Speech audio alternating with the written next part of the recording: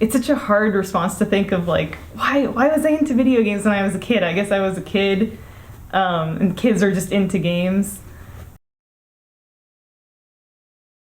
Every day of my life, I've had somebody call me out on the way that I've played. But first, I should say, I love video games, but I've never said that I'm good at video games. And as someone who is just not well coordinated when it actually like comes to hand-eye coordination, I've always just played video games on a fun level, never competitive, never thinking that I am the best at this genre of game or this specific game. There is a huge backlash against the noobs or anybody that's trying to get into games, especially in certain communities. There are very hardcore communities.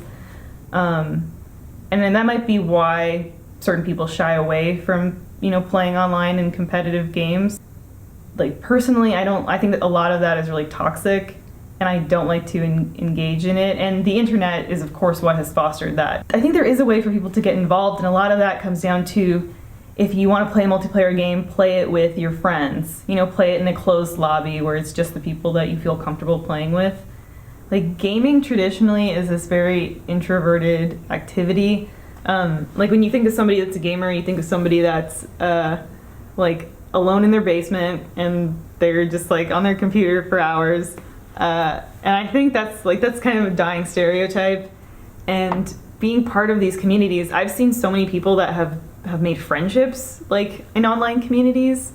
There are certain events that we go to, conventions like E3 and PAX, where there are actually groups of young people that they met because of these online gaming communities, and now they're meeting in person and hanging out, and they have friendships, and it really warms. It sounds cheesy, but it warms my heart when I see it. My husband and I we play as many video games together as we can, and it's hard because there aren't as many local co-op games as there used to be, and we don't have a setup where we have 2 Xboxes or we have 2 PCs or anything like that.